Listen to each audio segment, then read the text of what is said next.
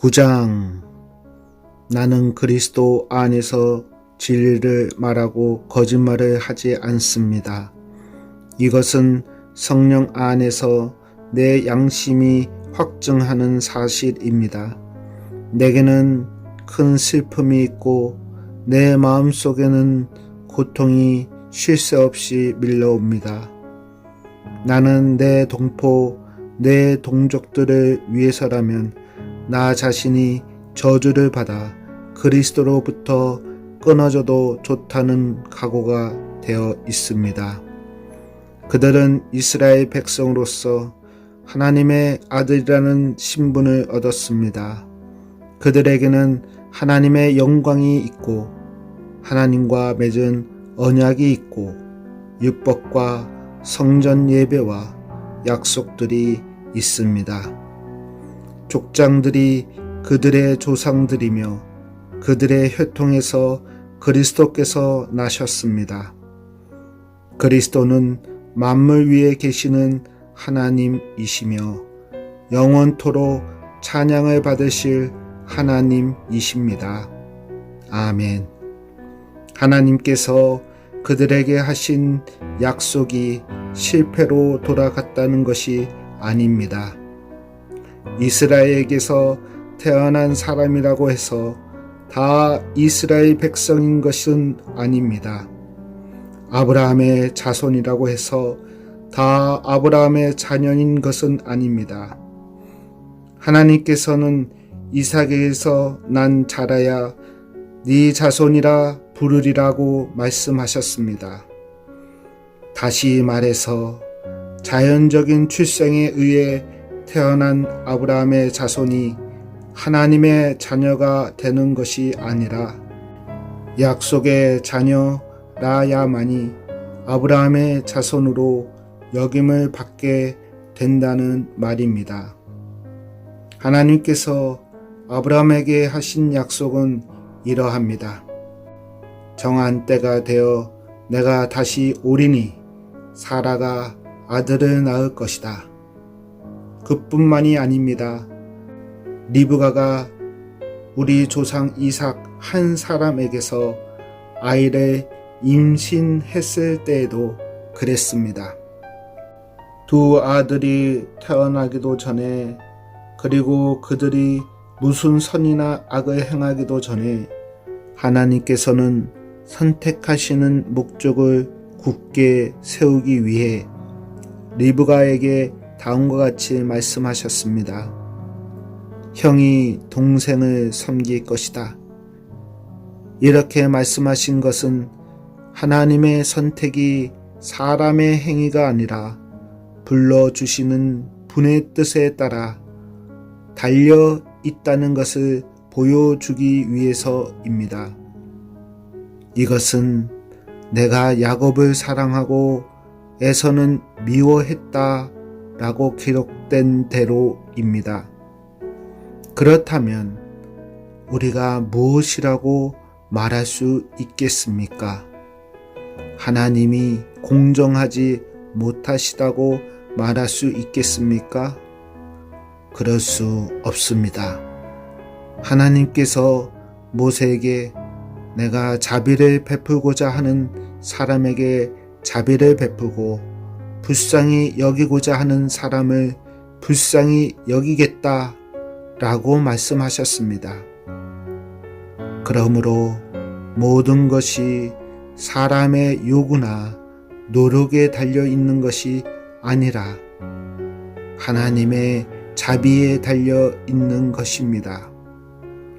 이런 이유로 하나님께서는 파라오에게 내가 너를 왕으로 세운 것은 너를 통해 내 능력을 나타내고 내 이름을 온 땅에 두루 전하기 위함이다 라고 말씀하셨던 것입니다.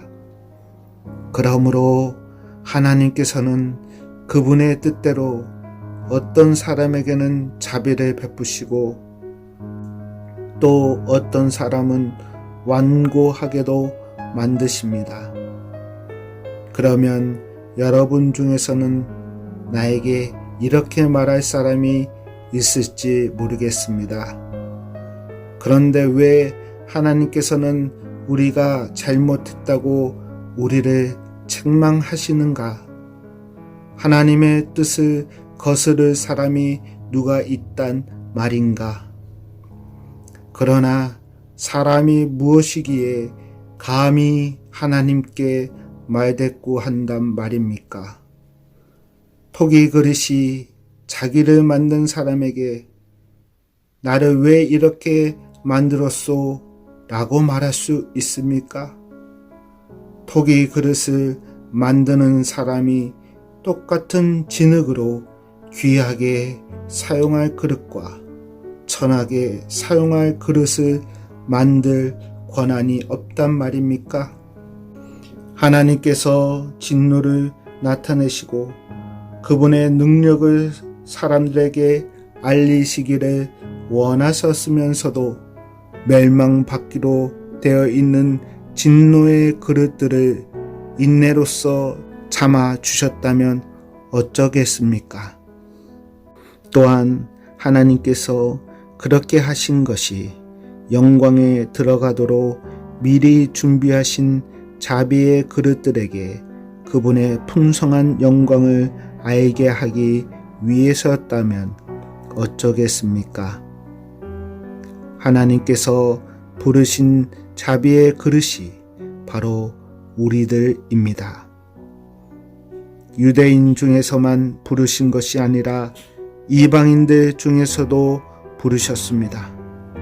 호세아 글에도 이런 말씀이 있습니다. 내 백성이 아니라고 말했던 사람을 내 백성이라 부르겠고 내가 사랑하지 않았던 사람을 사랑하겠다. 그리고 이런 말씀도 있습니다. 너희는 내 백성이 아니라 고 그들에게 말한 그 곳에서 그들은 살아계신 하나님의 아들이라고 부르게 될 것이다. 또한 이사야는 이스라엘에 관해 이렇게 외쳤습니다. 이스라엘 자손들의 수가 바닷가의 모래처럼 많을지라도 남은 자만 구원을 얻을 것이다.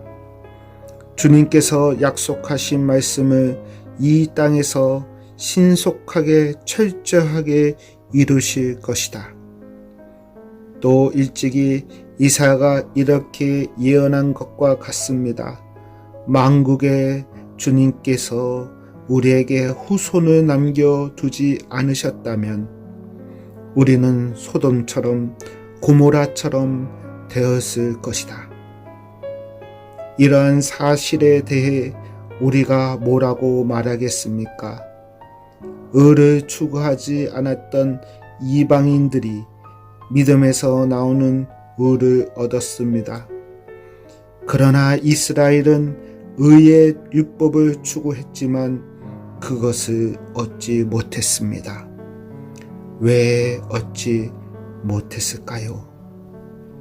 그것은 그들이 믿음에서 나오는 의를 추구한 것이 아니라 그 의가 마치 행위에서 나오는 것으로 생각하고 의를 추구했기 때문입니다. 그래서 그들은 걸림돌에 걸려 넘어지고 말았습니다. 성경에 보아라, 내가 시온의 사람들의 발에 부딪히게 하는 돌과 사람들을 걸려 넘어지게 하는 바위를 놓으리니 그를 믿는 사람은 부끄러움을 당하지 않을 것이다 라고 기록된 것과 같습니다. 아멘.